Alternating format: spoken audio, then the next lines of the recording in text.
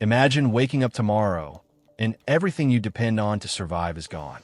No heating, no supermarket, no hospital, no police, no government, no guarantee you'll be alive by nightfall. That was every single morning in England. Novecento AD. And here's the thing nobody tells you. Most people didn't just survive it. They built a life inside it.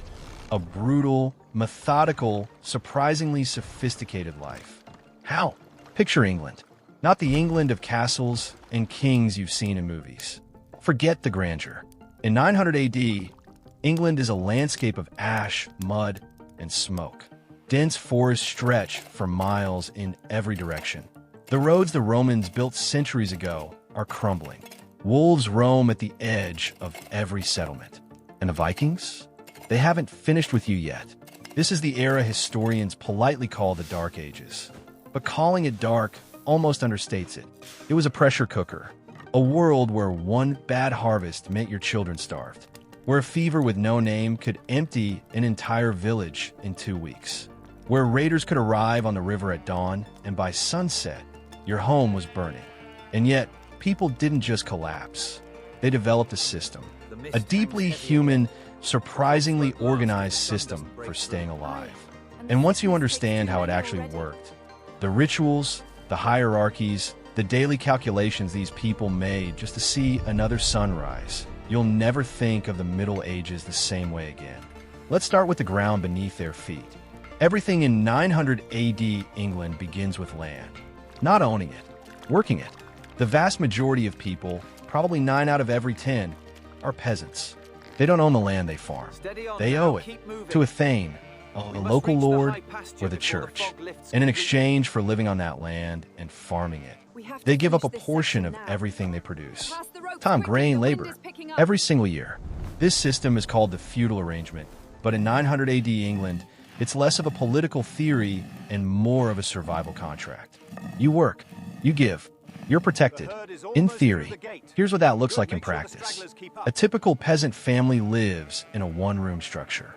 No windows, or at best, small holes in the wall covered with animal skins to let out smoke. The floor is packed earth. In winter, the livestock sometimes share the space because their body heat keeps the family from freezing. You are sleeping 3 feet from your cow. That is not a metaphor. That is Tuesday. The family wakes before dawn. Not because they want to, because the rhythm of survival demands it. There are exactly 2 reliable light sources, the sun and fire. Both are precious. Both are managed obsessively. The first job of every morning is tending the fire. If the fire goes out overnight, you have a serious problem. You can't just flick a lighter. Relighting a fire from scratch using flint and steel takes time, skill, and dry material, none of which are guaranteed on a wet English morning. So someone in every household is responsible for keeping the fire breathing all night, banking the coals, covering them just enough to survive until morning.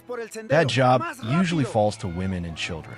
Now let's talk about food, because food is not just sustenance in 900 AD. Food is strategy. The main crops are wheat, rye, barley, and oats.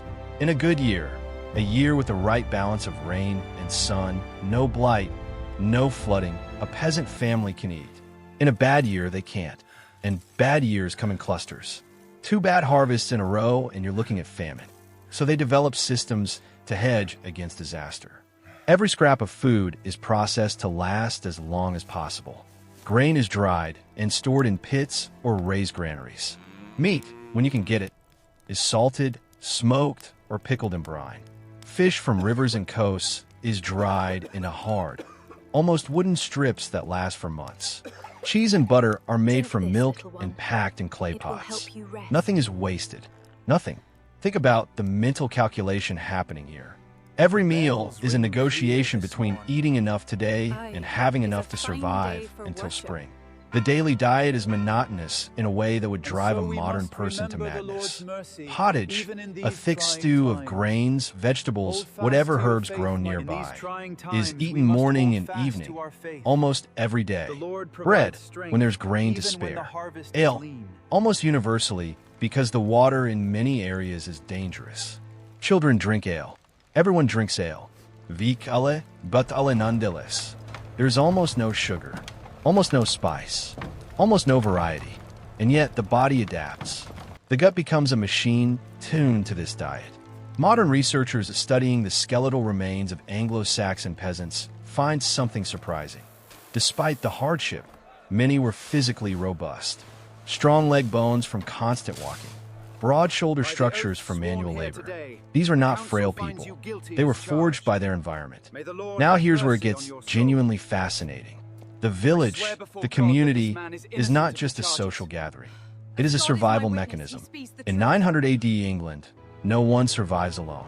The single most dangerous thing you can be is isolated. If you're cut off from your community, through exile, through disaster, through conflict, your odds of surviving a single winter drop dramatically. So villages develop extraordinarily tight social bonds, reinforced by obligation. The open field system means that multiple families farm strips of land within shared fields. Your strip of soil is next to your neighbor's strip. You plow together. You harvest together. The timing has to align, because if one family plows too late, it affects everyone's drainage. If one family harvests too slowly, the autumn rains threaten the whole community's grain. This creates constant social pressure and constant mutual dependence. And that pressure has teeth.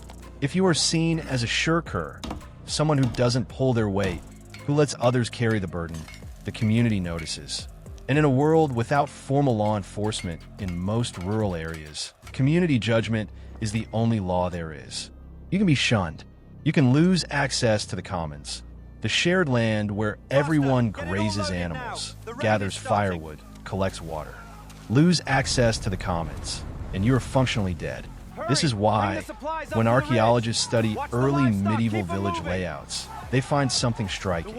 Houses cluster together, not spread out. People choose proximity over privacy, not because they like each other, but because closeness equals survival. Let's talk about the threat that makes everything else more intense. The threat from outside. By 900 AD, the Viking raids have been hammering England for over a century. Since 793 AD, when Norse longships first appeared on the horizon and the monks of Lindisfarne were slaughtered on their own holy ground. The psychological scar on English communities has been deep. And it's not just the dramatic raids you think of. It's the uncertainty. A Viking longship could carry between 20 and 60 warriors. It could navigate rivers, not just coastlines. That means no inland community is truly safe. A settlement 50 miles from the sea could wake up one morning to the sound of oars and find armed men coming up the river. The response to this threat reshapes English society from the ground up. King Alfred the Great, who ruled just a generation before our 900 AD snapshot, had already responded to the Viking threat by building a network of fortified towns called Buzz. 33 of them across Wessex alone, each positioned so that no point in the kingdom is more than 20 miles from a Buzz. No one in Wessex has to travel more than a day to reach safety. This is not coincidence. This is engineering. Alfred literally commissioned a document, the Burghall Heidage, that calculated exactly how many men were needed to defend each but based on its wall length. For men per pole of wall. It is one of the earliest examples of systematic military logistics in English history. But for most ordinary people, the Buzz is only useful if you can reach it in time. So communities develop their own early warning systems. Beacons on hilltops. A lit fire visible for miles means danger is coming. It's a system so simple a 10-year-old can operate it. And that is exactly the point. When a warning fire goes up, the village doesn't panic randomly. They have a plan. Livestock is driven away from the settlement. Valuables, and there are few enough of them, are hidden. Women, children, and elderly move toward the Buzz or deeper into the forest. Men who can fight stay, not because they think they can win, but because buying time might save everyone else. Now let's feel what this actually felt like. You are a man in 900 AD. You are 28 years old. Statistically, you may have already lived more than half your life. Your back hurts constantly from bending over crops. Your teeth, 2 or 3 of them, have already been destroyed by a diet of gritty stone ground grain that wears the enamel down. You have experienced at least one winter where someone in your family nearly starved. You have watched children die of fevers that have no name. And every single day, you wake up and do the same calculations. Is the grain supply holding? Is the weather turning? Has anyone seen strangers on the road? Did the Lord's tax collectors seem satisfied last visit? Or is there going to be trouble? Sleep is not the peaceful refuge, you know. You sleep on a straw pallet on the floor, close to the fire. The smoke never quite leaves. Your lungs are used to it by now, but the long-term damage is real. Studies of medieval skeletons show signs of respiratory stress that suggest a lifetime of breathing smoky air. You sleep in your clothes most of the year. You never take a hot bath in the way you would recognize today. You wash with cold water from a stream when you can. Personal hygiene exists. Anglo-Saxons combed their hair, cleaned their teeth with rough cloths, and the church actively encouraged washing, but it is nothing like what you're used to. Pain is a constant companion, not an emergency. A broken finger healed badly? You work through it. A persistent cough through winter? You work through it. You only stop working when your body physically cannot continue. And through all of this, through the labor, the fear, the hunger, the cold, there's something else. Something that keeps these people together. Something powerful enough to make life feel meaningful even inside all this darkness. Faith. The church in 900 AD England is not just a spiritual institution. It is infrastructure. The local church is the center of every community's life. Not because everyone is deeply devout in a personal, emotional way, though many are, but because the church organizes time itself. The liturgical calendar tells you when to plant and when to harvest, when to fast and when to feast, when to rest and when to work extra hard. Easter, Michaelmas, Christmas, Candlemas, these are not just religious events. They are temporal landmarks in a world without clocks, without newspapers, without any other shared system of timekeeping. The church also manages charity. Tithes, 10% of every peasant's produce, go to the church. And in return, the church is supposed to care for the poor, the sick, and the elderly. In practice, this is inconsistent. But in theory, and often in reality, the local priest is the only social safety net that exists. Monasteries in this period are extraordinary survival hubs. They maintain libraries, some of the only preserved knowledge in the country. They run what passed for hospitals. They brew ale, bake bread, and often produce the highest quality goods in the region. If you're lucky enough to live near a monastery and good enough to maintain a working relationship with the monks, you have access to resources that other communities simply don't. Now let's talk consequences. Because survival in this world is not forgiving. Fail to pay your lord's dues, and you could be stripped of your land. Stripped of your land in 900 AD means you have nothing. No income, no food source, no legal standing. You become a landless laborer, dependent on others for any work, any food, any roof over your head. Commit a serious crime. Theft of livestock, which is one of the most common offenses, and the punishment can be brutal and immediate. Hanging was common.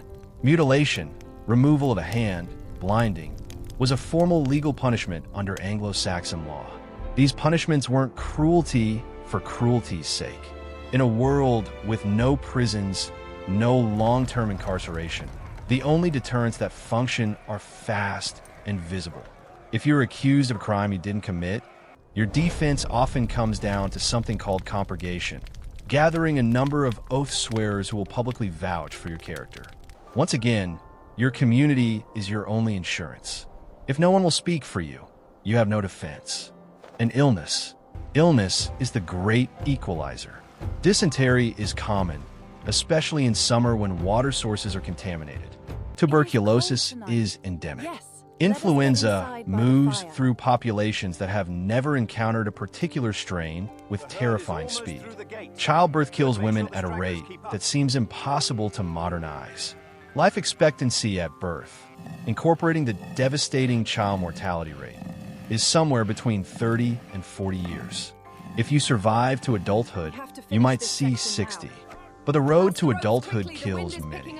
Now here's the comparison that makes this all land different. Compared to the same period in much of Western Europe, the Anglo-Saxon peasant, while brutally constrained by their circumstances, exists within a society that is genuinely trying to organize itself into something functional. This is not the chaotic, lawless wasteland that the phrase Dark Ages implies. It is something stranger and more impressive. A society under constant existential pressure, developing systems of remarkable sophistication just to keep its people breathing. So here is the answer to the question we started with.